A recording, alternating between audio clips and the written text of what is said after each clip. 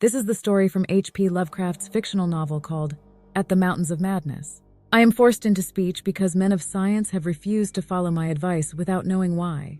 It is altogether against my will that I tell my reasons for opposing this contemplated invasion of the Antarctic, with its vast fossil hunt and its wholesale boring and melting of the ancient ice cap. And I am the more reluctant because my warning may be in vain. Doubt of the real facts as I must reveal them is inevitable. Yet if I suppressed what will seem extravagant and incredible, there would be nothing left. The hitherto withheld photographs, both ordinary and aerial, will count in my favor, for they are damnably vivid and graphic. Still, they will be doubted because of the great lengths to which clever fakery can be carried. The ink drawings, of course, will be jeered at as obvious impostures, notwithstanding a strangeness of technique which art experts ought to remark and puzzle over. In the end, I must rely on the judgment and standing of the few scientific leaders who have, on the one hand, sufficient independence of thought to weigh my data on its own hideously convincing merits, or in the light of certain primordial and highly baffling myth cycles, and on the other hand, sufficient influence to deter the exploring world in general from any rash and overambitious program in the region of those mountains of madness. It is an unfortunate fact that relatively obscure men like myself and my associates, connected only with a small university, have little chance of making an impression where matters of a wildly bizarre or highly controversial nature are concerned. It is further against us that we are not, in the strictest sense, specialists in the fields which came primarily to be concerned. As a geologist, my object in leading the Miskatonic University expedition was wholly that of securing deep-level specimens of rock and soil from various parts of the Antarctic continent, aided by the remarkable drill devised by Professor Frank H. Pabody of our engineering department. I had no wish to be a pioneer in any other field than this, but I did hope that the use of this new mechanical appliance at different points along previously explored paths would bring to light materials of a sort hitherto unreached by the ordinary methods of collection. Pabody's drilling apparatus, as the public already knows from our reports, was unique and radical in its lightness, portability, and capacity to combine the ordinary artesian drill principle with the principle of the small circular rock drill in such a way as to cope quickly with strata of varying hardness.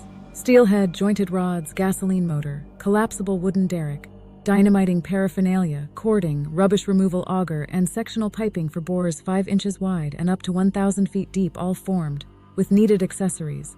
No greater load than 3 7-dog sledges could carry. This being made possible by the clever aluminum alloy of which most of the metal objects were fashioned. 4 large Dornier airplanes, designed especially for the tremendous altitude flying necessary on the Antarctic plateau, and with added fuel warming and quick-starting devices worked out by Pabody, could transport our entire expedition from a base at the edge of the Great Ice Barrier to various suitable inland points.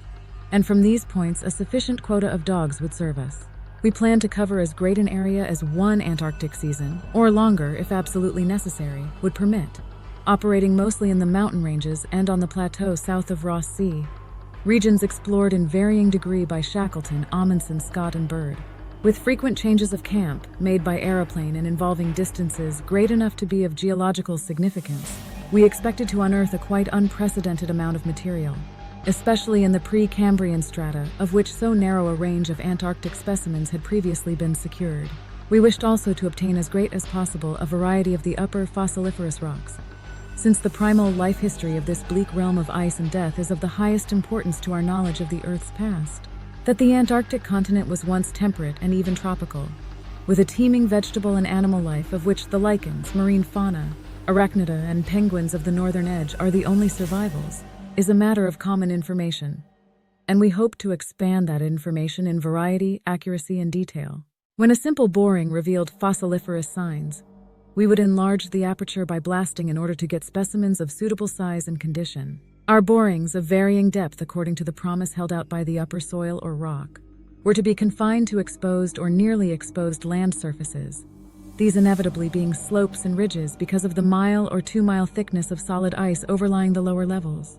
We could not afford to waste drilling depth on any considerable amount of mere glaciation, though Pabody had worked out a plan for sinking copper electrodes in thick clusters of borings and melting off limited areas of ice with current from a gasoline-driven dynamo.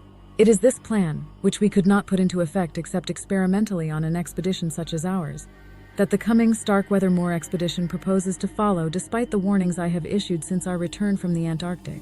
The public knows of the Miskatonic expedition through our frequent wireless reports to the Arkham Advertiser and Associated Press, and through the later articles of Pabody and myself. We consisted of 4 men from the university. Pabody, Lake of the Biology Department, Atwood of the Physics Department, also a meteorologist, and I representing geology and having nominal command, besides 16 assistants, 7 graduate students from Miskatonic, and 9 skilled mechanics. Of these 16, 12 were qualified airplane pilots, all but 2 of whom were competent wireless operators. 8 of them understood navigation with compass and sextant, as did Pabody, Atwood, and I. In addition, of course, our 2 ships, wooden ex-whalers reinforced for ice conditions and having auxiliary steam, were fully manned. The Nathaniel Derby Pickman Foundation, aided by a few special contributions, financed the expedition. Hence, our preparations were extremely thorough despite the absence of great publicity.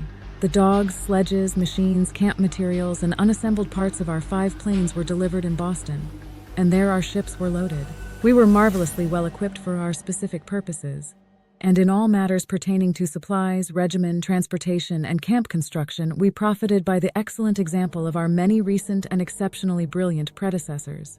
It was the unusual number and fame of these predecessors which made our own expedition, ample though it was, so little noticed by the world at large.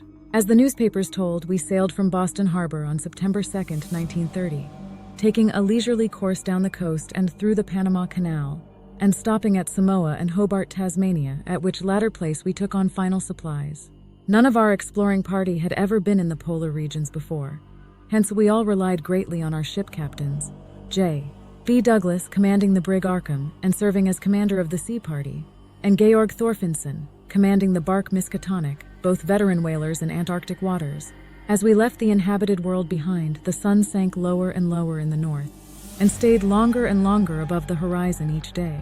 At about 62° south latitude, we sighted our first icebergs, table-like objects with vertical sides, and just before reaching the Antarctic Circle, which we crossed on October 20th with appropriately quaint ceremonies, we were considerably troubled with field ice. The falling temperature bothered me considerably after our long voyage through the tropics, but I tried to brace up for the worse rigors to come. On many occasions, the curious atmospheric effects enchanted me vastly, these including a strikingly vivid mirage, the first I had ever seen, in which distant bergs became the battlements of unimaginable cosmic castles. Pushing through the ice, which was fortunately neither extensive nor thickly packed, we regained open water at south latitude 67°, east longitude 175°. On the morning of October 26th, a strong land blink appeared on the south, and before noon we all felt a thrill of excitement at beholding a vast, lofty, and snow-clad mountain chain which opened out and covered the whole vista ahead. At last we had encountered an outpost of the great unknown continent and its cryptic world of frozen death. These peaks were obviously the Admiralty Range discovered by Ross, and it would now be our task to round Cape Dyer and sail down the east coast of Victoria Land to our contemplated base on the shore of McMurdo Sound at the foot of the volcano Erebus in south latitude 77°9.